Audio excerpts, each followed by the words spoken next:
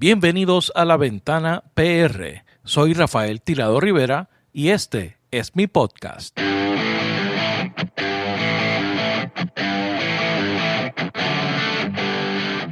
A nuestro presidente de la República de Colombia, Abelardo de la Espriella. Gracias, gracias Colombia, gracias a Dios y gracias a mi amada familia. Comparezco esta noche ante ustedes para anunciar la noticia más importante de mi vida. El pueblo colombiano me ha confiado el honor supremo de servirle como su próximo presidente de la República de Colombia. De esta forma, el domingo 21 de junio quedó sellado el triunfo de Abelardo de la Espriella como nuevo presidente de Colombia en una de las elecciones más cerradas en la historia de este país, culminando así una larga campaña electoral para sustituir al presidente Gustavo Petro, referente de la izquierda colombiana. Atrás quedan los discursos y las concentraciones políticas. Ahora a de la Espriella le toca gobernar un país dividido y con grandes retos.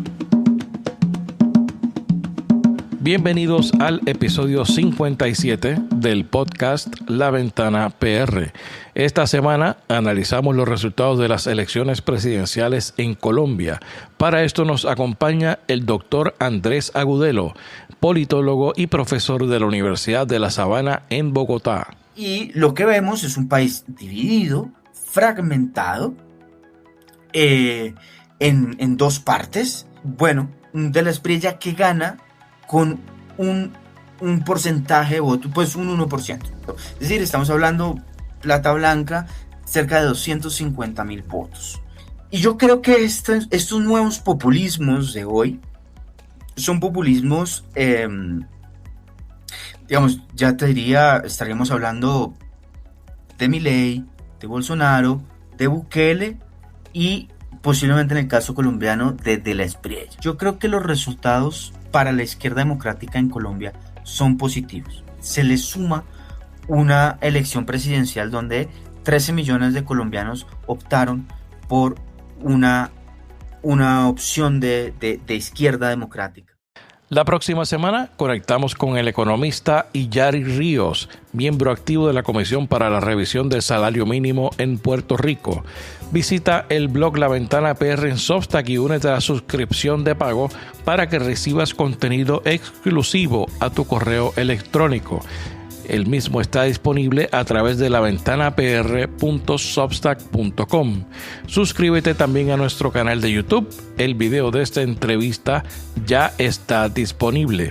El enlace a mi canal de YouTube, Substack y de mis redes sociales están en las notas de este episodio. Ahora los dejo con la entrevista al profesor Andrés Agudelo. Profesor Andrés Agudelo, bienvenido a La Ventana. Muchas gracias, Rafael, por la invitación. Un gusto acompañarte. Muchas gracias, especialmente gracias por la oportunidad de hablar estos temas. Ya tenemos nuevo presidente en Colombia, al menos que ocurra un milagro, ¿verdad? Es el nuevo presidente Abelardo de la Espriella.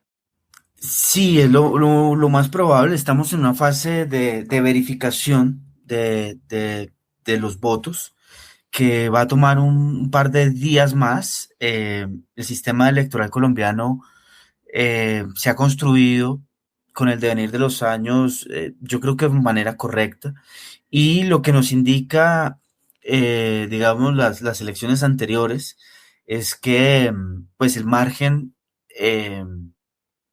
va a ser menor, es decir, el margen suele ser muy menor, el cambio entre los primeros escrutinios y las verificaciones ya con los jueces, así que la lógica hoy nos indicaría que sí, que efectivamente Colombia tiene un nuevo presidente, que es Abelardo de la Espriella,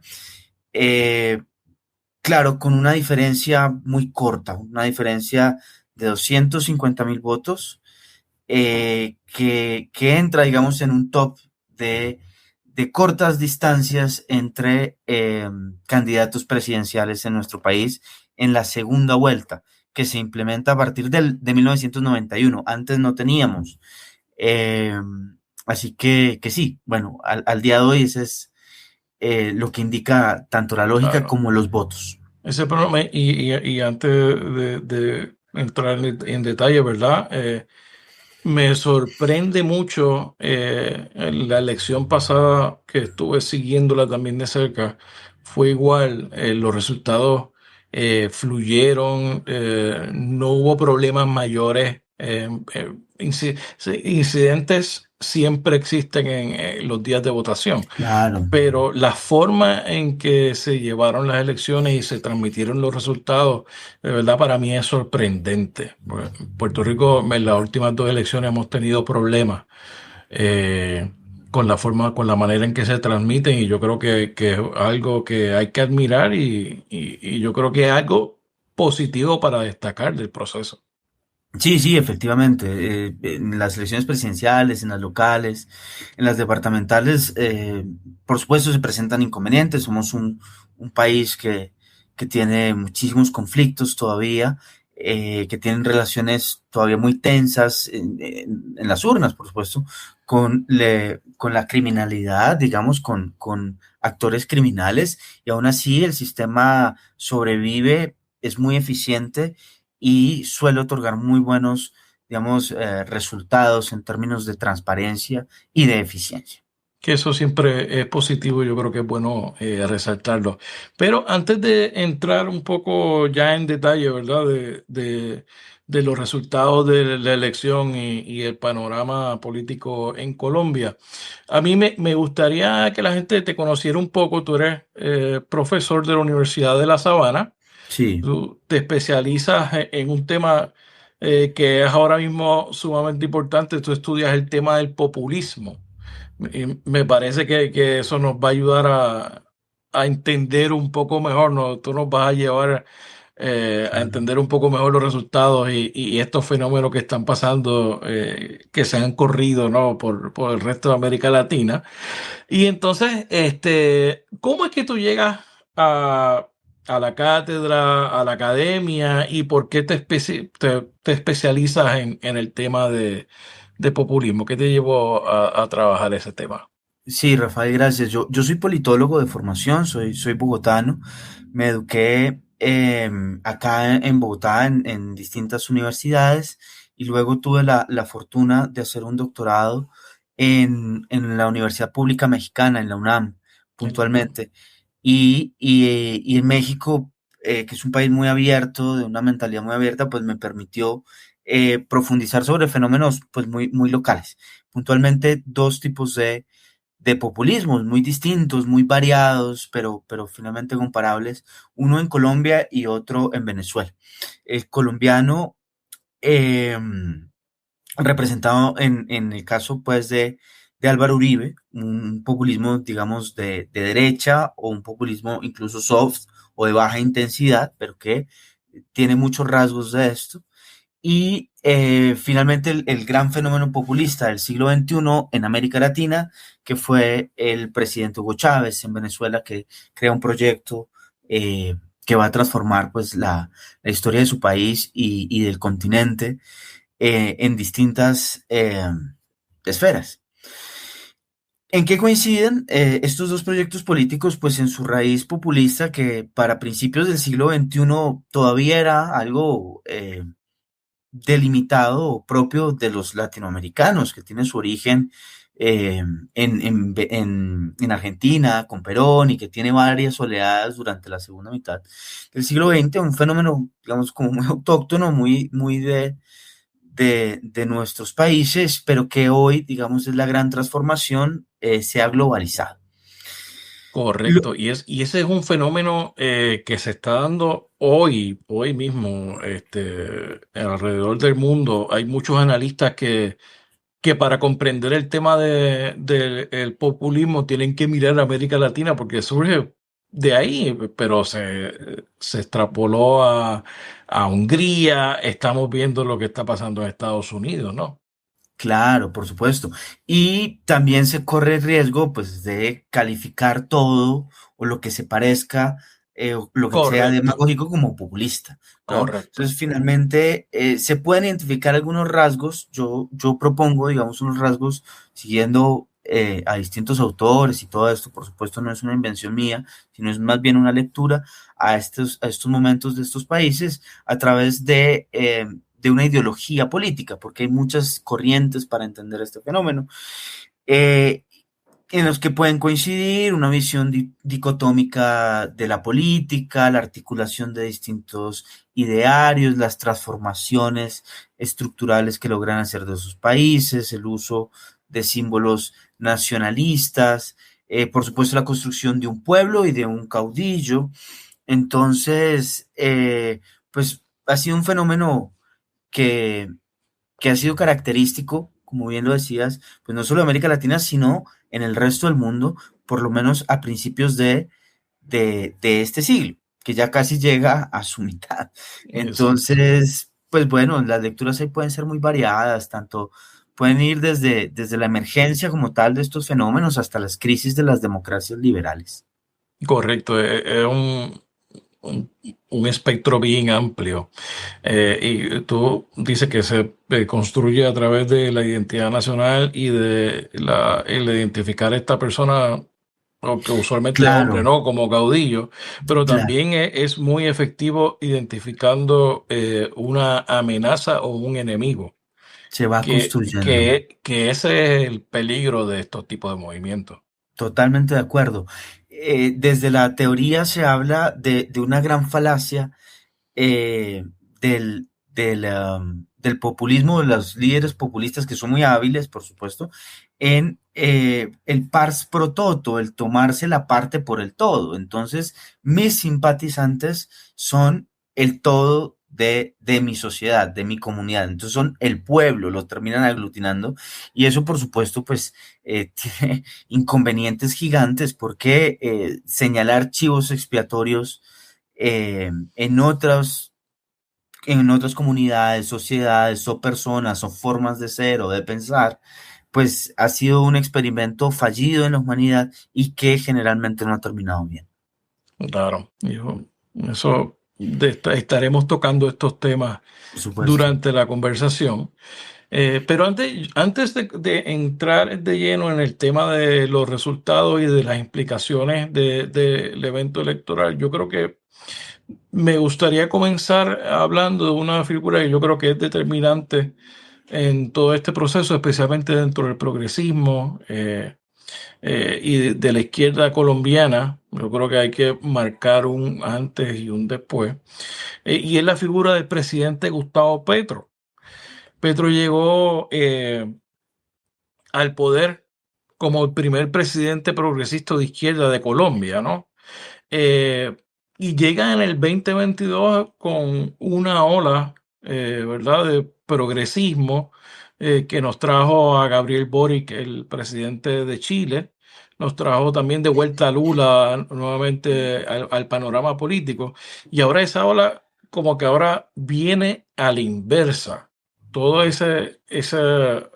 lo que había ganado el progresismo y la izquierda latinoamericana se ha detenido, pero vamos a enfocarnos en Pedro. ¿Qué trajo a Pedro a la presidencia? ¿Cuáles fueron y cuáles fueron las marcas de su presidencia? ¿Dónde fue efectivo y en dónde falló? Para poner en contexto un Claro. poco, ¿no?, la elección y el contexto político.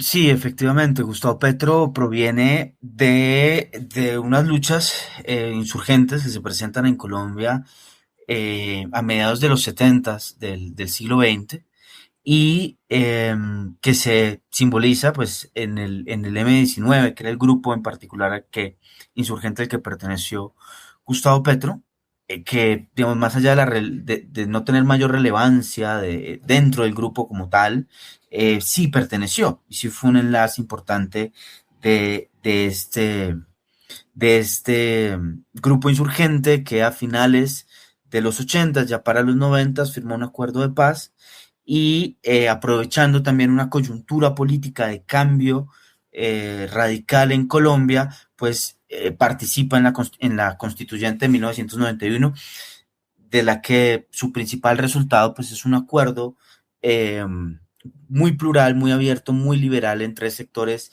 liberales, conservadores y progresistas en Colombia. A partir de ese momento, Gustavo Petro hace una carrera política exitosa, electoral exitosa, cumple como lo hizo todo el M-19, a pesar de haber perdido a sus principales líderes, digamos, o a su principal líder, el último, que fue Carlos Pizarro, ya en democracia, ya en una vida civil, y arranca pues una carrera electoral muy exitosa, sí, como representante de la Cámara, como senador, como alcalde de Bogotá, como candidato presidencial en distintas ocasiones, hasta que finalmente en el 2022 accede a la presidencia con un gran impulso de distintos sectores de izquierda, de centro izquierda y liberales en Colombia.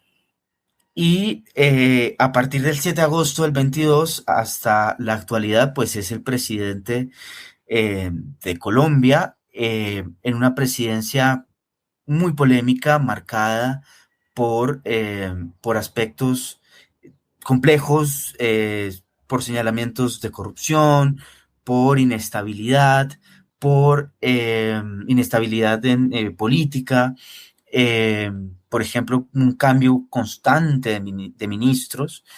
Estamos sumando cerca de más de 50, yo creo que casi 60 ministros durante 4 años. En todo el periodo. En los 4 años, sí, ha sido muy inconstante, digamos, y eso pues ha marcado precisamente a su vez lo que se le critica al gobierno. Y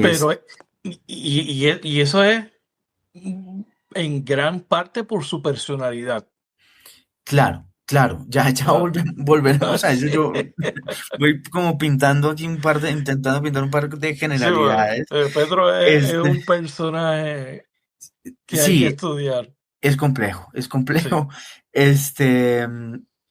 Sus principales banderas no han funcionado. Ahora, también hay otras cosas que se pueden considerar positivas en estos 4 años. El tema de la forma en la que asume la lucha contra el narcotráfico, algo en política exterior. Hay un tema, por supuesto, relacionados con la distribución de la tierra en Colombia, unas reformas agrarias importantes, necesarias, una reforma laboral que esta sí logró llegar a buen puerto, no como las otras que se propuso, y también lo que varios académicos han destacado y es, bueno, Petro le abre un espacio a la izquierda. Yo creo que esto es importante, le abre un espacio a la izquierda democrática en Colombia, y yo creo que al día de hoy la consolida. Es decir, hoy los resultados nos indican, y seguramente va a ser así, que Abelardo de la Espriella es el presidente de Colombia, pero los 12 millones, casi también 13 millones que saca Iván Cepeda no son un número menor ni despreciable. Es más, el pacto histórico, que es el partido político que logra aglutinar Gustavo Petro en torno a sí, pues es la principal fuerza del Congreso hoy en Colombia, muy seguida del expresidente Álvaro Uribe. Entonces, sí, Petro trae un aire, digamos, de cambio, de diferencia, muy polémico, muy difícil al país. También creo que hay otra cosa para destacar, es el tema de digamos, aquí las protestas sociales durante el gobierno de Duque fueron muy complejas. Sí, el estallido social, que fue bien muy duro. Todavía hay gente con mucho miedo de que se repitan. Exacto. Y con Petro, digamos, la protesta social se ha podido desarrollar.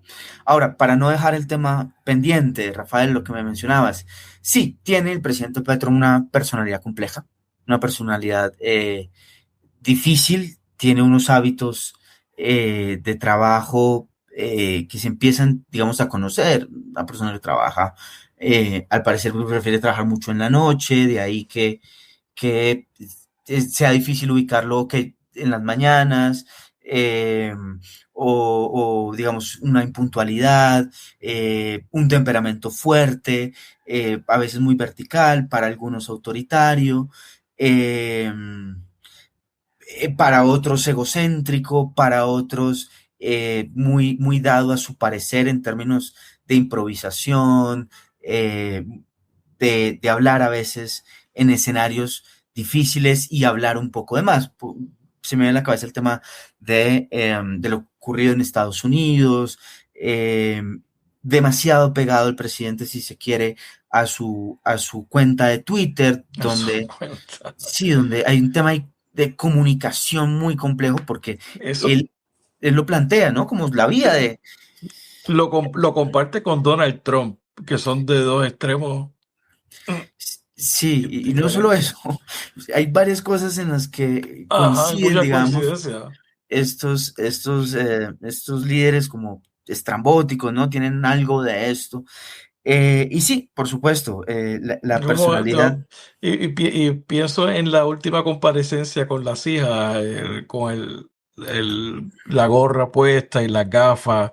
eh, es un todo un personaje. sí, sí, claro, por supuesto. Ya hay cosas, digamos, ya hay cosas como muy personales, ¿no? Temas de Sí, su familia, de él mismo, que empiezan entonces, a mellar, digamos, en la figura, una figura que los colombianos en distintas encuestas tienden digamos, a marcarle un poco más del 40, que ha repuntado Petro, que ha tomado medidas interesantes, por ejemplo, esta la escapaba, el salario mínimo, ¿no? Que aumenta, lo dispara Petro en un decreto a principios de este año. Algunas personas lo han relacionado con, digamos, con una táctica electoral, ¿no? Para impulsar también claro. la campaña de Cepeda, pero bueno, más allá de todo eso, pues sí, una presidencia que quedará para evaluar muchas cosas, eh, muchas muy complejas, digamos, hay situaciones que no se pueden obviar ni que se pueden omitir, y el tema de la violencia, nuevamente, ¿no? El tema de la violencia de grupos de aquí denominados disidencias de las FARC, son básicamente grupos criminales que monopolizan el narcotráfico junto con el Clan del Golfo. Por eso ya eh, estas organizaciones ya no son ideológicas como fueron al principio, se han convertido en carteles criminales. sí, sin duda. Y yo creo que esa es la O sea, lectura. y es bien complicado establecer procesos con ese tipo de visión, ¿no? Exactamente, porque sí, sí, Rafael, lo que señalas es muy acertado porque esos son grupos más dedicados al negocio de narcotráfico. Sin embargo, tienen o han buscado unas narrativas políticas, ¿no? Unas correspondencias o intentar darles algún tipo infortunadamente, digamos, la estrategia de este gobierno, el gobierno Petro, que se ha denominado paz total, pues no Mm. funcionó porque abrió muchas mesas al mismo tiempo y finalmente ninguna ha llegado a, a resultados tangibles, nunca no se ha llegado a buen puerto. Entonces el tema de la violencia política es algo que está pesando mucho en el país. Aquí fue asesinado un líder de la oposición. Eh, Hay aspectos económicos que yo no manejo bien, pero que tengo entendido eh, permiten que el país esté a flote en términos generales, pero al mismo tiempo auguran una crisis fiscal, porque ha sido un gobierno que ha gastado bastante, pero pues esa crisis le estallará al siguiente gobierno. Claro. Entonces, pues eso en términos generales, eh, pues ha sido, digamos, como para aproximarnos un poco a lo que han sido estos Es- 4 años.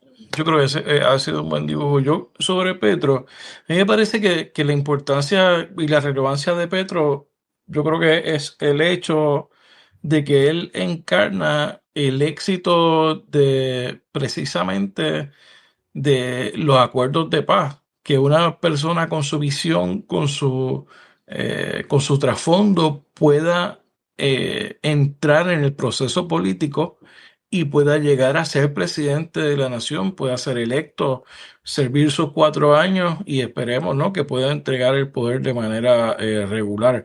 Que yo creo que eso es, de por sí es un valor importante. Sí, sin duda, sin duda. Ahora, son procesos muy distintos. El proceso en el que el presidente Petro Claro, participó fue un proceso muy exitoso entre el 89 y el 90. Y de ahí en adelante, entre el claro. 90 y el Precisamente 2016, por la composición de los grupos, ¿no? Y por los objetivos de los grupos. Es lo que exacto, exacto. difiere. Claro, porque es justo lo que estaba diciendo, entre el 91 y el 2016 ha habido intentos de todos los gobiernos eh, por llegar a un acuerdo de paz. Al final se llega a uno muy polémico, muy complejo, que también fragmenta a la sociedad colombiana con las FARC y cuya implementación se cree o falta de implementación durante el gobierno del presidente Iván Duque y durante el gobierno del presidente Petro, pues ha sido una de las razones que ha incentivado nuevamente pues los conflictos y las disputas eh, por el narcotráfico en Colombia. Claro. Esperemos que ese proceso pueda seguir adelante, ¿no? De alguna forma. Y veremos cómo lo maneja ahora el presidente electo. Eh, Sí, vamos a ver, él dice que no va a hacer procesos de paz, o sea, es decir, ha sido muy tajante en decir que con él no se va a negociar. 2 días, un día antes de las elecciones, declara como objetivo militar a los principales cabecillas de los grupos criminales, así que, ¿qué vamos a ver? ¿Qué ocurre? Ahí hay un dato, ¿no? A partir de 1981, eh, o si se quiere mejor desde el 82, para ser, digamos, más precisos, a partir del gobierno de Betancourt hasta la actualidad, no ha habido un solo gobierno en Colombia, sin importar si son conservadores, liberales, de derecha o de izquierda, que no haya intentado procesos de paz, ¿sí?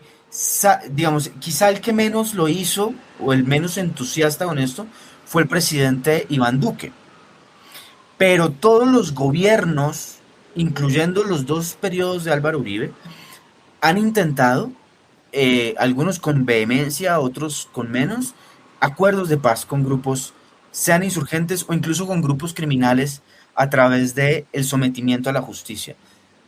Lo que propone el presidente electo al día de hoy, Abelardo Lasprilla, es un sometimiento a la justicia, pero no habla de acuerdos de paz ni de negociaciones. Entonces, eso habría que ponerle la lupa para ver qué variación trae en la historia contemporánea.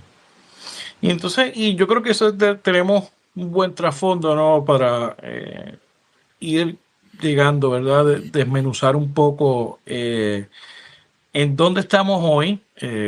Obviamente, como ya hablamos, con un nuevo presidente, y yo creo que podemos analizar un poco las campañas de la segunda vuelta que las protagonizaron Iván Cepeda, que sí, se puede llamar del oficialismo, ciertamente, con una forma de petrismo muy suya, ¿no? Y entonces con el ganador, el señor Abelardo de la Espriella, que háblanos un poco de cuáles fueron los claves de la campaña, porque esto fue una campaña de contrastes. O sea, en esa tarjeta de votación el contraste era brutal, en términos personales, en términos de visión del país y de futuro. Háblanos un poco del trasfondo de Cepeda y obviamente entrar un poco más en la discusión del nuevo presidente. Claro, claro que sí. Una campaña larga, sí, una campaña muy extensa, sobre todo desde la que se construye desde la izquierda, porque el candidato Iván Cepeda va a, a unas primarias en octubre del año pasado y se sostiene, digamos, hasta la primera vuelta prácticamente, eh, con un telón muy triste que fue el magnicidio del senador Miguel Uribe, Que iba a de, ser de- candidato. que iba a ser candidato y un candidato yo creo que muy fuerte por parte del Centro Democrático. Y eso pues casi que esta tragedia obliga a que el Centro Democrático tome unas decisiones internas en las que eligen a Paloma Valencia, y que fragmenta al final esto el partido, porque la senadora María Fernanda Cabal termina saliendo, que es una senadora notable dentro de este partido de derecha en Colombia. Y bueno, muchos candidatos. Al final, para primera vuelta tenemos una coalición muy variopinta que iba desde la derecha hasta la centro derecha, digamos, liderada precisamente por Paloma. Bueno, previo a esto, unas elecciones legislativas, ¿no? También en marzo, donde el Pacto Histórico le va muy bien, que es el partido del presidente Petro, donde el Centro Democrático también le va bien, le sigue, pues, digamos, en el Congreso. O sea, que de la Espriella, cuando juramente va a tener un Congreso dominado por el Pacto Histórico. Sí, por supuesto. Sí, la fuerza hoy más grande en Colombia, mayor. Sí, la fuerza mayor es una fuerza de izquierda. Ahora, lo de la Espriella tiene un par de características. Ya cuando hablemos de él, volvemos a conectar esto a los partidos, porque me parece muy interesante lo que preguntas. Perfecto. Y bueno, ya digamos a partir de marzo hay un partido para primera vuelta, donde se creía que el centro, lo que se denomina acá en Colombia centro, es una suerte de centro izquierda, o digamos, gente que no tiene una ideología, digamos, muy abierta, más liberal, iba a tener un protagonismo, pero esta gente se empieza a apagar. La coalición de centro derecha, liderada por Paloma, le va muy bien, pero se cuelga en las encuestas, y Cepeda se sostiene, ¿no? Ahí aparece un poco antes, por supuesto, venía haciendo carrera de la Espriella, un outsider de extrema derecha, con un discurso muy duro contra el presidente Petro, contra su gobierno, que toda la vida, digamos, se ha calificado siempre, o se ha autodenominado uribista, es decir, seguidor del presidente Uribe, por lo tanto cercano al Centro Democrático. Arranca ahí un choque entre los candidatos de extrema derecha y de derecha.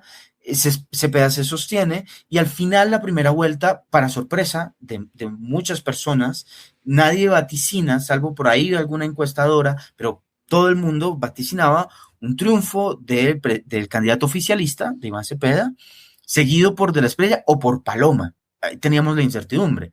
Lo que sorprende es que De la Espriella no solo pasa a segunda vuelta, sino que queda primero primero. Y para mí fue bien sorpresivo, o sea... un batacazo. Y eso fue, yo pienso que fue la última semana. Esa última semana de él, lo único que se le hablaba era del tigre, y además del copo de las redes sociales también. Exactamente, un batacazo, nadie lo vio venir, porque además queda de primero y con 600,000 votos de distancia. Y aquí, le añadimos dos cosas para ir armando el perfil. Claro, hoy tenemos la ventaja de poder analizar esto más tranquilo. Claro. Y yo señalaría dos cosas que fueron un éxito en la campaña de Abelardo de la Espriella. Lo primero, como vivimos en un país tensionado por los conflictos, a veces por violencias, en este caso por violencias políticas, el ambiente invitaba, y la opinión pública invitaba, a lo que denominamos, insisto, centro, a la mesura, a una suerte de concordia, al diálogo, a evitar la polarización. Ese fue como una agenda, digamos, una narrativa que se fue construyendo.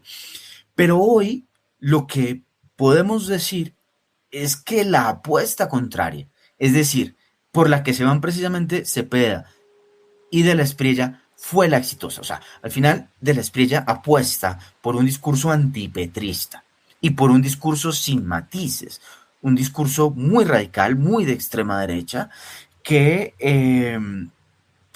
choca, pero que al final termina dándole no solo el reconocimiento, sino los votos. Y eso, pues digamos, fue una apuesta exitosa en términos electorales. Y lo segundo, algo que tú también señalabas, y es en términos de marketing político y de redes sociales, la verdad es que el candidato De la Espriella, pues se anotó un hit con esto, sí, porque lo ha manejado muy bien. Entonces el hombre se inventa un eslogan, ¿no? Se inventa un personaje, ese personaje tiene un eslogan de firme por la patria, tiene un gesto militar, marcial, que la gente, digamos, acá en Colombia tiene en estima, a pesar, digamos, de los errores cometidos en el pasado, tienen estima, en alta estima a nuestras fuerzas militares, entonces eso conecta mucho con la crisis de seguridad. Eh, Hay jingles, hay manejo de redes sociales, hay algo de juego sucio también en redes sociales, y todo eso termina sumando, la gente termina identificándose con, y eso nos permite pues comprender hoy por qué este outsider que no pertenecía a ningún partido, que es su primera participación en política, da un salto electoral considerable para convertirse en presidente de Colombia. Y eso nos lleva a la segunda vuelta.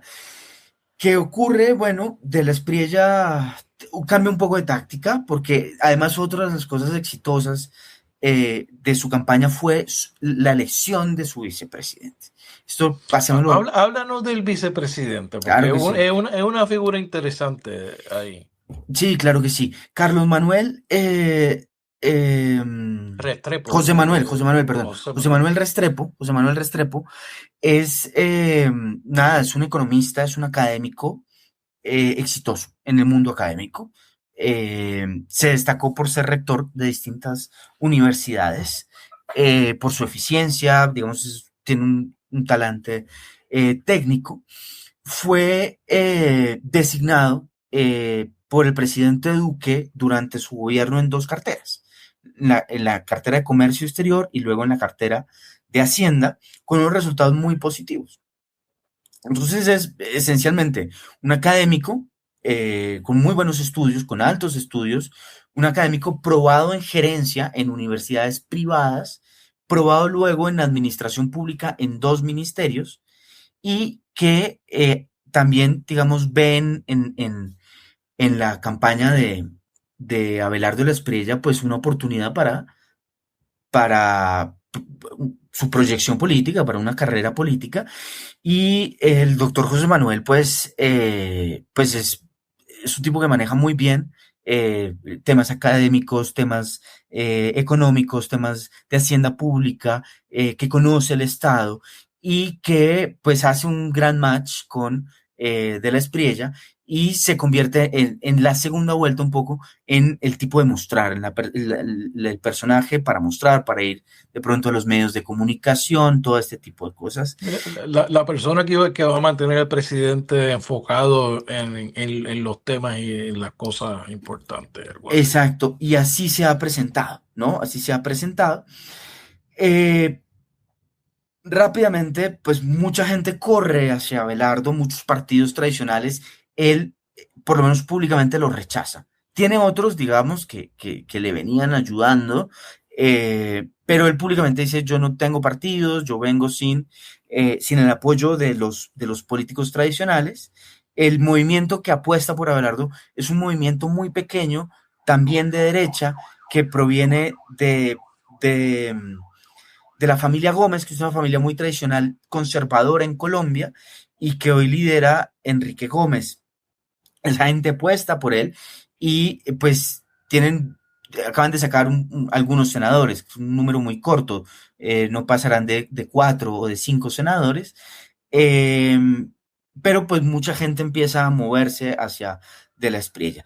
La segunda vuelta, por el otro lado, entonces Cepeda busca matizar su discurso, pero es una segunda, en términos, por ejemplo, con el tema de la constituyente, de querer llamar una asamblea constituyente, es una vieja apuesta del presidente Petro, constante durante su gobierno y también en campaña, entonces se bajan un poco de esto, tratan de transar con algunos sectores de centro, cambian la estrategia de comunicación política, yo creo que de manera acertada, y así arranca, así se va a una segunda vuelta que yo creo que estaba, la verdad, que oscilaba entre emociones muy negativas en términos políticos. Los colombianos nos debatimos básicamente entre el miedo y el odio, ¿no? La repulsión por alguno de los dos candidatos o el miedo que generaba el otro candidato, ¿no? Las amenazas de la democracia que tanto de la Espriella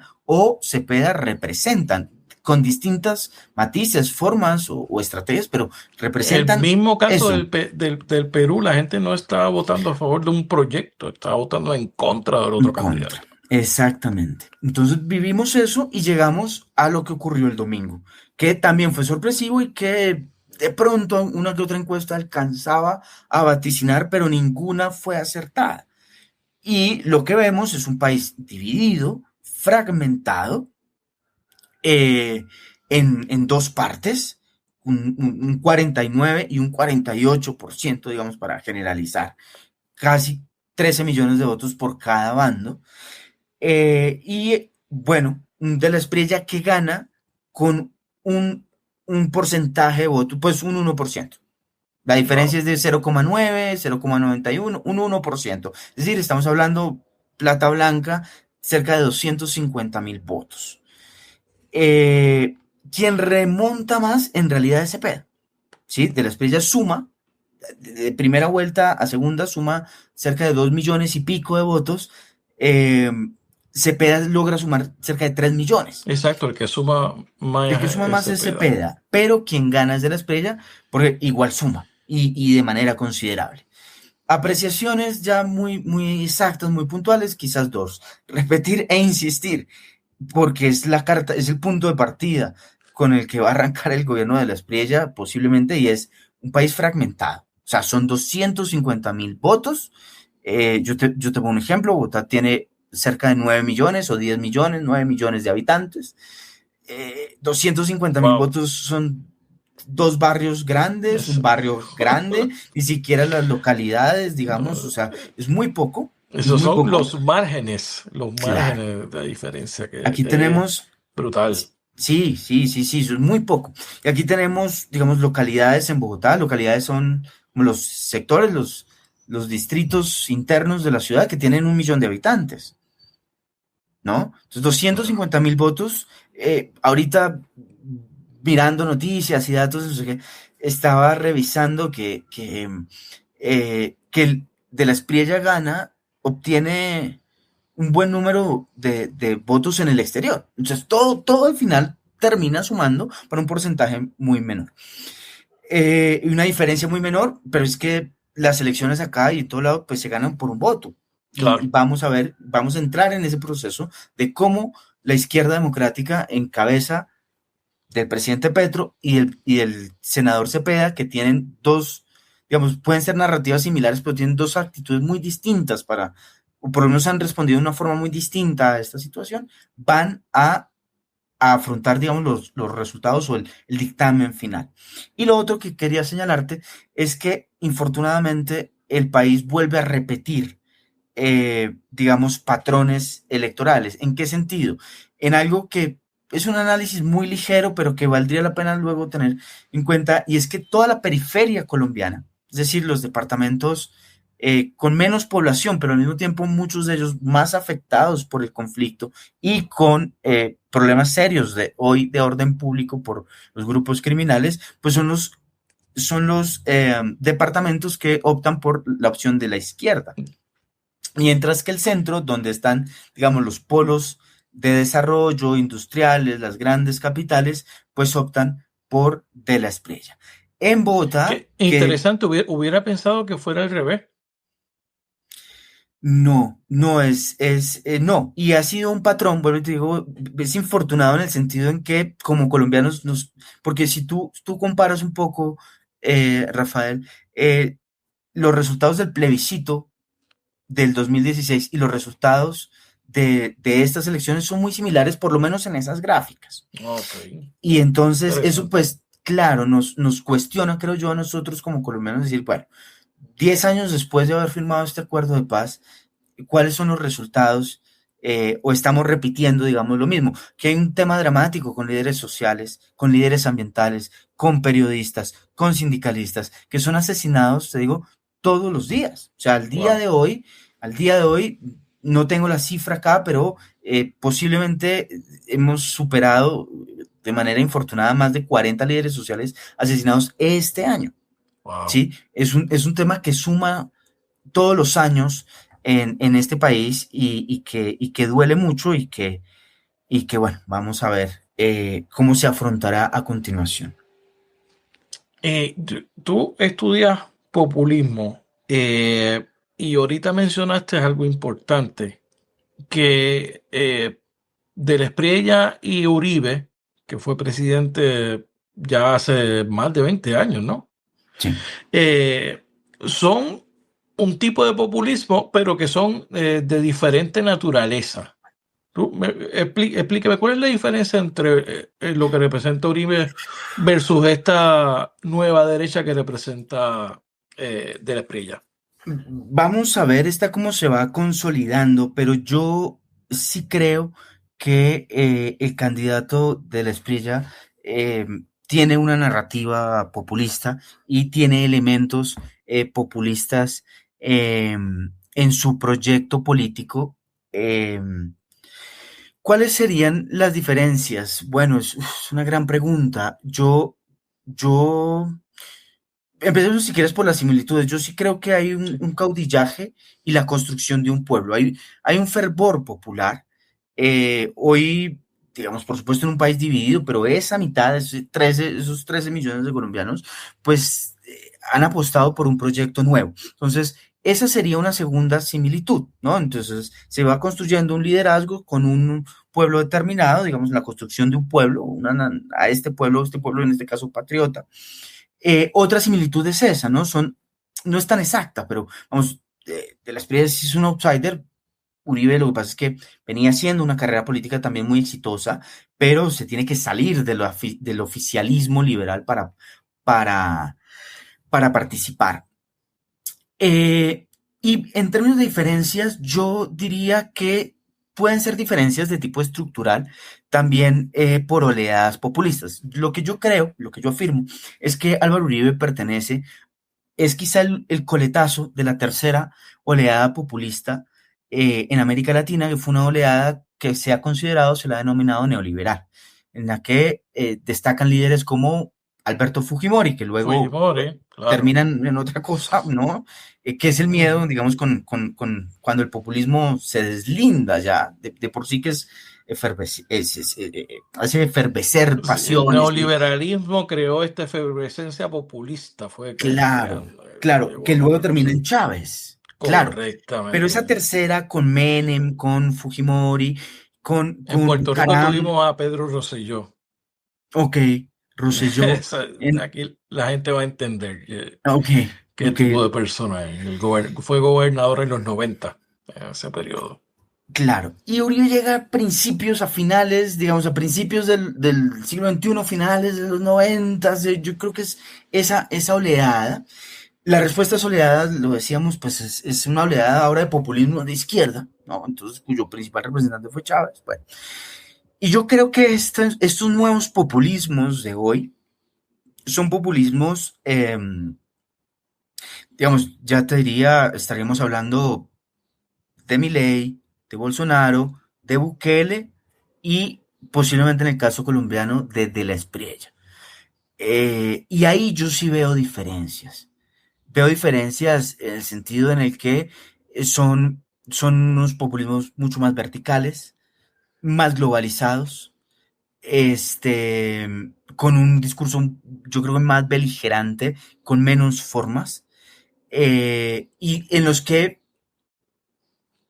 digamos, yo creo que uno puede ser muy crítico del presidente Álvaro Uribe, muy crítico, si tú quieres, pero con dificultad, por lo menos desde mi óptica, se le podría denominar de extrema derecha.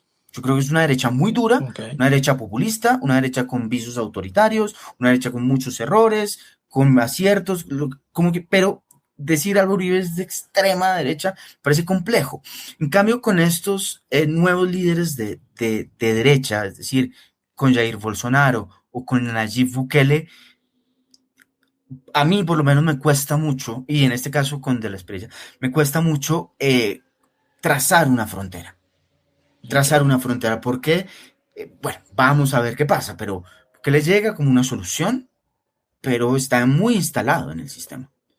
¿Sí? De la Espriella llega como una solución, vamos a ver qué ocurre. Sí, las instituciones lo pueden contener o si efectivamente va a cumplir su palabra de gobernar 4 años, como dice él, un servicio militar y entregar el poder, no cambiar instituciones, o lo mismo con Bolsonaro, ¿no? Donde hay instituciones fuertes, parece como que los populistas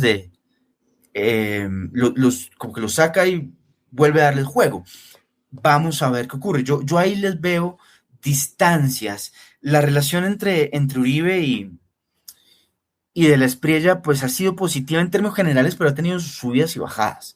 Le han encontrado Claro. a Uribe trinos muy críticos a de la Espriella, porque el pasado del candidato, pues es oscuro, digamos, es polémico, oscuro.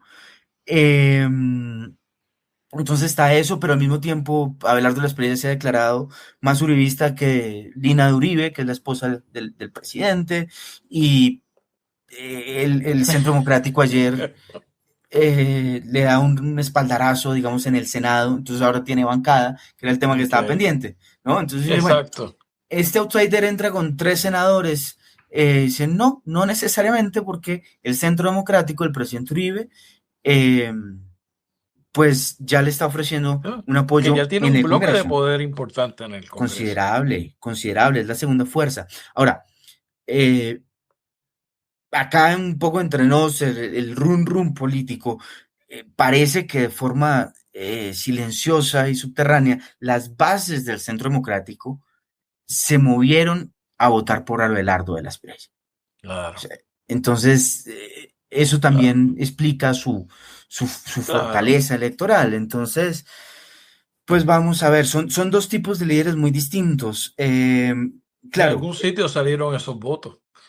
claro, sí, claro, y se Claro. habla, digamos, de una, porque es extraño lo que pasa con, bueno, extraño, pero, digamos, lógico dentro de la dinámica electoral, lo que pasa con Paloma, que arranca muy bien con cerca de 5 millones de votos en la consulta, y luego en la primera vuelta, pues saca cerca de 1 millón y pico. O sea, una cosa Claro. dice, bueno, ¿qué pasó con? Vacía. Entonces, y de la Espriella, que no se había medido antes, pues además entra pesando muchísimo en esa primera vuelta. De la Espriella tiene un plan de gobierno que se llama, o algo parecido, que se llama La Patria Milagro. Eso parece sacado de un libro de García Márquez, interesantemente. ¿Qué es la Patria Milagro? ¿Cuáles son las principales propuestas de Espriella? ¿Qué es lo que él quiere lograr en este mandato? Bueno, digamos, se le ha criticado mucho, un poco esto, porque mientras arrancaba campaña, iba calentando motores, sumando fuerzas, dándose pues a conocer, que ya era conocido, pero era conocido por su pasado, eh, un abogado muy polémico, un abogado muy cercano a sectores, eh, digamos, cercano. Abogado de Alex Saab. Sí, abogado de Alex Saab, abogado de los paramilitares en Colombia, de grupos paramilitares en Colombia, abogado de un, de una pirámide, un líder de una pirámide económica que pone al país en una crisis durante el gobierno Uribe, precisamente, abogado de grandes corruptos, digamos, de conocidos y probados corruptos en Colombia. Ahora, era su trabajo, es sido el argumento que ha esbozado. Por el otro lado dicen, bueno, pero pudo no hacerlo. Y una cosa es ser presidente, otra cosa es ser abogado, más el tema del Saab, muy polémico, muy complejo. Y Pero, además, digamos, la y además de, situación, y además de los negocios que tiene o no tiene, que funcionan o no funcionan, que aparentemente son como que una, una, una fachada, ¿verdad? sí, De lo que hay muchas aparenta ser sombras. negocio. Hay Muchas sombras, muchas claro. sombras sobre sus negocios, muchas sombras sobre sus defendidos, sobre la relación, por supuesto, con Ujú. sus defendidos, muchas sombras. Bueno, y a las sombras se le suma, Rafael, digamos, salidas políticas muy complejas. Entonces, actitudes clasistas, machistas, xenófobas, muy complicadas, pero insisto, la situación política en Colombia, pues hoy nos da, digamos, la realidad de que es una opción. O sea, la gente prefirió obviar todo eso y votar por este señor que plantea, digámoslo así, para ir respondiendo, dos cosas. La primera, pues confrontar al presidente Petro y confrontar el legado del presidente Petro, digamos, donde no hay un punto medio. Una cosa que se me escapó, decía, también una campaña muy compleja en este país porque muy pocos debates. Los debates entre los principales candidatos Exacto, no tuvimos. cierto, Esto es una cierto, pena. no hubo debate. No, es una pena que preocupa, digamos, sobre la salud de la democracia colombiana. De la Entonces, por un lado, democracia. claro, Eso es algo que la sociedad civil, los medios de comunicación deberían de establecer mecanismos como se hace en Estados Unidos, por poner un ejemplo, ¿verdad? claro. Que crean una comisión de debates presidenciales, etcétera. Pero ninguno de los dos candidatos, en distintos momentos, ambos se negaron a participar y cuando uno Claro. quería el otro no, al final no tuvimos debates para la segunda vuelta. Y lo segundo es lo de la patria milagro, que yo creo que se va construyendo sobre la marcha y con el apoyo de precisamente como de este equipo técnico, digamos, liderado por José Manuel Restrepo. Y pues apuntan, yo creo que a varias cosas. Yo en principio, digamos, una suerte como de corrección de lo que ellos consideran exabruptos y de otras cosas que sin duda han sido errores durante el gobierno actual y que se han descuidado. Entonces, eso por un lado. Prometen, bueno, y de la mano, digamos, de la seguridad, por ejemplo, de recuperar la seguridad, de recuperar la moral de la tropa, de las Fuerzas Armadas, de combatir a los grupos criminales, pues traer inversión, eh, mejorar la democracia, digamos, o por lo menos permitir que las instituciones lleguen a donde no están. Se han cuidado mucho también en aclarar muchas cosas, porque pues ha habido rumores sobre recortes de personal gigantescos, de una burocracia gigante para Bueno, cubrir el hueco fiscal. que iba a eliminar el 40% de los ministerios, de las carteras, ¿no? Sí, sí, entonces, pues O parece un poco tipo una Milei, tipo, la motosierra, parece la la motosierra de Milei. motosierra, correcto. Pero yo, por lo menos la percepción que tengo hoy es que empiezan a matizar o que matizaron de cara a la segunda vuelta. Es decir, miren, vamos a recortar lo que no es eficiente, muchos contratos de prestación de servicios, como se llaman acá, que son muy directos, que se han dado de forma muy directa, cosas que no han funcionado bien. Por ejemplo, ya no va a ocurrir porque ocurrió ayer.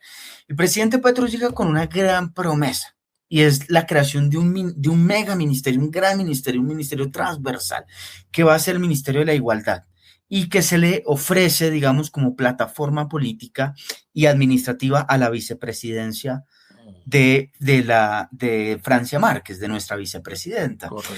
Rafael, el día de ayer, el gobierno del presidente Petro, el gobierno central, liquidó el Ministerio de la Igualdad porque no funcionó. Entonces había protestas de 600 funcionarios que pues, se quedaron un poco en el aire porque el ministerio no pasó, no pasó en las cortes, o sea, lo liquidó el mismo. Entonces, ese tipo de cosas son las que yo creo se empiezan a matizar y empiezan a decir, es por aquí que vamos a recortar. Ahora, Claro. es como una suerte de juego de espejos, digamos, lo que propone el espíritu es todo lo que ha hecho Petro, vamos a hacer lo contrario. Entonces, también hoy, al parecer hoy ya también hay unas disposiciones de conformar o unirse al equipo del escudo de las Américas, que es la propuesta de Trump. De Trump, claro, y es un poco el playbook de Trump de todo lo que hizo Obama y Biden, deshacerlo durante estos primeros 1000 y pico de días. Exacto, entonces vienen posiblemente recortes en el Estado, hay unos temas, por supuesto, tributarios para cerrar el hueco fiscal, posiblemente fusión de ministerios, es un poco lo que han dicho, ¿no? Evidentemente, pues una mano muy dura, enfrentamiento directo con grupos criminales, cero negociaciones, vamos a ver qué va a pasar con la retoma de relaciones con países que digamos que con los que Petro pues no ha tenido buena relación, dentro de esos el Ecuador, dentro de esos el Perú, dentro de esos por supuesto Israel, Estados Unidos, bueno, entonces todo lo contrario a Petro. El tiene libro ese, completo. Creo que también propuso las cárceles de Bukele claro, en propone algún la momento. construcción de 10 megacárceles. Ya luego matizan y bajan a 7. Vamos a ver qué Sí. pasa. En la actualidad tenemos 102.000 o 105.000, entre 100.000 y 105.000 personas privadas de la libertad en Colombia, con un cupo de 80.000, es decir, un hacinamiento considerable. Claro. Para resumir o sintetizar, yo siento que, bueno, gobernar desde las regiones, esto ha sido interesante también porque no, Sí, eso lo escucha, sí. su campaña, digamos, cierra en Barranquilla, no en Bogotá, que es como lo usual.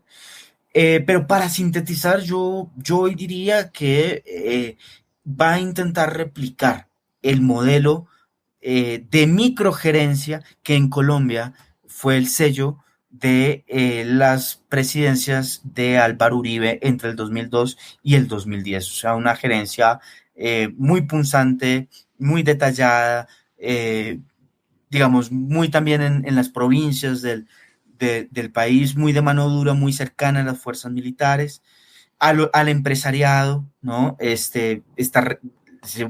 Las relaciones han sido muy tensas con Petro, entonces posiblemente eso también va a ser una de las primeras medidas, el retomar eso.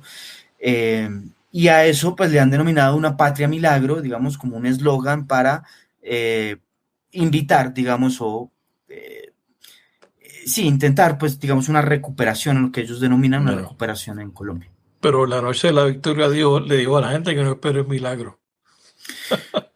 Vamos a ver, y matiza un poco, ¿no? Matiza un Sí, poco, comprendiendo que hay otra mitad, ¿no? Matiza un poco, claro. vamos a ver, digamos, yo creo que como todo nuevo político viene con el aire de la novedad, pero también es una persona que transmite mucho miedo, en el sentido en que, digamos, ha dicho que va a destripar a los que piensan distinto, eh, Correcto. ha dicho que nos va a sacar el país de organismos internacionales. eh, hay mucha incertidumbre en Colombia. Son pocas las certezas, y hoy una de esas certezas que posiblemente tengamos la separan 250.000 votos, 250.000 votos. y es que Wow. Abelardo de la Espriella es el nuevo presidente de Colombia. Y de la Espriella está incrustado en la órbita maga. De hecho, él es ciudadano americano, tiene pasaporte americano, está registrado como republicano en los Estados Unidos. Y eso, y además que recibió el endoso de Donald Trump, y al final Marco Rubio ordenó la detención de un activista que estaba en Estados Unidos por Sí. estar hablando en contra de la Espriella. O sea, yo creo que es una barbaridad que el gobierno de Estados Unidos esté utilizando los recursos del Estado de esa forma. ¿Esa intervención de Estados Unidos tuvo algún peso en la psiquis de la gente a la hora de votar? Sí, ¿Cuánto peso? ¿Y sí, sin cuánto duda. peso fue ese peso?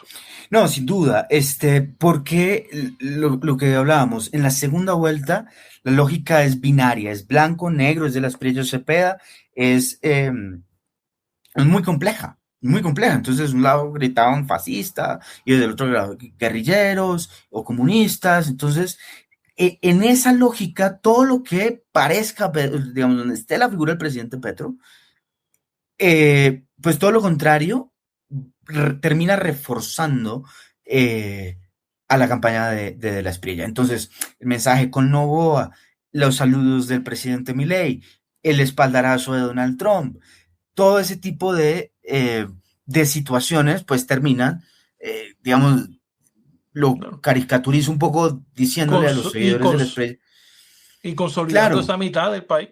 claro, diciendo, sí, ve, nosotros tenemos razón. Porque el presidente Trump apoya, entonces, Milei, mire que Milei, eso es lo que, entonces, Bukele, entonces todo este tipo de cosas terminan, pues, afianzando. Y vamos a complejizar esto un poco más, Rafael, pero que este tema sí que le tengo un poquito más de respeto, y es A que ver. nuestro vecino es Venezuela. Ujú. Y la situación en Venezuela es muy compleja, es muy difícil, en todo sentido. Nuestra Muy frontera es una fluido. frontera muy fluida, muy viva. Hay temas de migración, hay temas de criminalidad, hay temas, es decir, los líderes de los grupos criminales colombianos están en Venezuela, tienen accionar en Venezuela. Los grupos criminales venezolanos tienen accionar en nuestro país. Entonces, ahí ese triángulo entre Estados Unidos, Venezuela, Colombia va a ser un reto muy complejo para el nuevo gobierno, tan así que un tipo, digamos, tan lanzado, digámoslo así, a veces como tan intrépido, por decirlo en buenos términos, como el presidente Petro, ha tomado distancia en algunos temas venezolanos. O sea, estuvo en Caracas, lo cual, digamos, de ahí su audacia política, o algunos dirán su irresponsabilidad, bueno, lo que sea. Pero el tema de Venezuela se le nota, por lo menos acá en Colombia, creo yo, una distancia, se ha marcado una distancia porque lo que ocurrió el 3 de enero en Caracas fue muy serio. Claro. Y ahora, pues vendrá, ¿no? Le he escuchado a varios colegas, a varios analistas, digamos, que toca medir muy bien ese apoyo de Donald Trump, que fue funcional para la elección, para estos momentos, pero que finalmente si hay un desfase en los tiempos, ¿no? Si Trump termina en el 29, de la Espriella terminaría en el 30, y la relación, digamos, buena parte de la cooperación internacional y del apoyo no depende de los republicanos, depende de demócratas y republicanos, y Colombia se ha caracterizado por tener muy buenas relaciones con ambos partidos. Vamos a ver.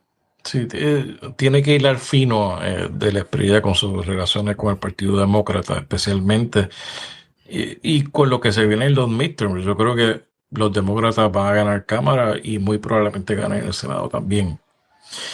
¿Qué queda de la oposición en Colombia? ¿La va a liderar Petro o la va a liderar Iván Cepeda? Hay un tema muy complejo. Yo creo que los resultados, a pesar posiblemente de haber perdido la elección presidencial y de no tener la lógica de la continuidad que puede tener cualquier democracia, yo creo que los resultados para la izquierda democrática en Colombia son positivos. Más allá de un gobierno al que se le debe hacer un balance en lo bueno, en lo malo, ya cada quien sacará sus cuentas, se le suma una elección presidencial donde 13 millones de colombianos optaron por una opción de izquierda democrática. Digo que es positivo en el sentido en que la izquierda democrática en Colombia ha sufrido mucho porque la extrema derecha la atacó y la extrema izquierda también la atacó, y eso poco se dice. El punto es que la izquierda democrática, es decir, las personas que optaron por las urnas y que tenían un ideario de izquierda, pues sufrieron durante décadas en este país, tan así que pues el caso prototípico que se menciona cuando se toca este tema tan delicado es el el partido político La Unión Patriótica, que fue prácticamente exterminado. Cerca de 2.500 de sus militantes fueron asesinados. Inclusive el padre de Cepeda. Incluyendo a Manuel Cepeda Vargas, el padre del candidato. Entonces, claro, a la vuelta de 25 años, después de un gobierno progresista, contar con 13 millones de respaldo en votos para las presidenciales y la principal bancada del Congreso, yo creería que es un saldo positivo para la izquierda democrática en Colombia. Ahora, en términos de liderazgo, creo que la situación va a ser muy compleja porque el presidente Petro ha jugado un papel muy ambiguo dentro de estas elecciones. Primero, ha sobrepasado algunos límites que distintas instancias les han dicho: esto no se puede hacer, presidente, es participar en política, lo cual pues es indebido, no es correcto, y lo ha hecho, hay que decirlo. Ahora bien, el presidente también fue el presidente y algunas de sus decisiones impulsaron la campaña de Cepeda, pero luego se convirtió en un fardo, Claro. ¿no? Entonces, yo no sé si esa disputa, esos liderazgos, se traslade a lo que viene, y es la oposición al gobierno de Abelardo de la Espriella. En este caso, pues, Iván Cepeda tendrá una curul en el Senado si llega a aceptar los resultados, pero Gustavo Petro tendrá su cuenta de Twitter. Entonces, que desde ahí ha hecho oposición y política, ¿no? Entonces, vamos a ver, ¿no? Interesante. ¿Cuáles son tus expectativas de los próximos 4 años? ¿Qué tú piensas con estos resultados? ¿Cómo tú ves? Y lo que ha pasado, ¿verdad? En las últimas horas que hay una especie de moderación, se está hablando de ciertas tendencias no tan abrasivas, ¿verdad? Como en la campaña. ¿Qué tú esperas finalmente de estos 4 años? ¿Cuál es tu visión? Sí, yo le apuntaría, digamos, a cosas muy, muy ambiguas porque es muy difícil, muy abstractas, perdón, porque es muy difícil hoy, pero yo diría dos o tres cosas. La primera, yo considero que nosotros venimos en una erosión democrática. Mucha gente en Colombia piensa distinto en dos cosas que voy a decir. La primera es que yo creo que estamos en erosión democrática y no por Petro. La erosión democrática viene desde hace bastante tiempo. El presidente Duque también tuvo comportamientos, digamos, con las instituciones muy cuestionables que erosionaron nuestra democracia. Petro ha hecho lo suyo también, ha aportado lo suyo. Y hoy tenemos, digamos, la incertidumbre de un candidato de extrema derecha que ojalá, digamos, se modere, pero que en principio ese es el discurso que lo hace ganar. Entonces, lo primero sí es un tema de erosión democrática, ¿no? Y eso es como lo primero que Colombia puede... Ah, bueno, y lo otro con lo que generalmente no se está a veces tan de acuerdo es que yo creo que algunas instituciones en Colombia son muy fuertes y han logrado contraponerse, ¿no? Lo hicieron con Uribe, porque Uribe iban por un tercer periodo y las cortes le hacen un pare, un mecanismo democrático también le pone un pare a, digamos, a un acuerdo muy polémico en su momento del presidente Santos con las FARC, ¿no? Que también rompe algunos diques institucionales. Hay un recambio después de un gobierno muy fuerte y muy polémico como el de Iván Duque, muy represivo también. Entonces hay un recambio hacia el progresismo y hoy, pues, si a verdad las experiencias como si se confirman pues las cifras, pues va a haber otro. Entonces todo esto habla un poco también de la fuerza de algunas instituciones. Ahora yo creo estamos en erosión democrática. Entonces lo primero sería el cuidado de las instituciones. Lo segundo, algo que digamos estamos muy en deuda en este país desde hace décadas y es un tema de desigualdad, ¿no? Somos un país que si bien tiene una economía generalmente estable y unas instituciones relativamente fuertes, seguimos digamos, con unas deudas históricas en términos de desigualdad y dos situaciones más. La primera, pues, poder darle cierre a algunos conflictos. Todavía el ELN está vigente en Colombia y hay otros grupos criminales que no se han enfrentado de forma adecuada y que hoy son muy potentes. Las disidencias de las FARC lideradas por alias Mordisco y por alias Caracas son muy fuertes en Colombia. Y eso, digamos, todavía es una materia pendiente, igual que la desigualdad. Y finalmente, el poder reconciliarnos. Es un país, lo señalan hoy las urnas, por si alguien tenía dudas, pues los votos están ahí como Ahí muestra están los números. fehaciente. Ahí están los números, una muestra fehaciente de un país fragmentado, de un país muy dividido. Entonces el poder encontrarnos, reconciliarnos, construir, digamos, como en el 91, un acuerdo sobre mínimos, como decía el doctor Álvaro Gómez, pues sería ideal para poder tener una patria más calma y más, digamos, más reconciliada, más tranquila. Es una buena forma de terminar el diálogo. Andrés, creo que tienes algunos libros que nos vas a recomendar. Sí, justo pues lo que estoy leyendo en este momento son dos cosas muy, muy recientes y que me han parecido muy bellas. Precisamente una reflexión distinta sobre la guerra es el último premio Alfaguara esta novela bellísima de David Toscana El sobre ejército ciego. el ejército ciego, sobre una batalla que se da entre bizantinos y búlgaros, y que por decisión del emperador de Constantinopla, pues deciden sacarle los ojos a los prisioneros, a 15.000 hombres, dejando solo un tuerto por cada 100 ciegos y devolverlos a Bulgaria. Pues es una forma muy diferente de leer la guerra y a los vencidos, como bien dice el maestro David Toscana, un gran escritor mexicano. Y bueno, también se tradujo desde hace muy poco al castellano, al español, este libro bellísimo de Philip Sands, que se llama Calle Londres 38, 2 casos de impunidad, Pinochet en Inglaterra y un nazi en la Patagonia, y es este recuento, esta crónica periodística política bellísima que hace este autor inglés sobre esos caminos que terminan entrecruzándose entre un dictador como lo fue Augusto Pinochet y un criminal de guerra nazi, y cómo, bueno, la sociedad va buscando sus caminos y sus salidas, claro.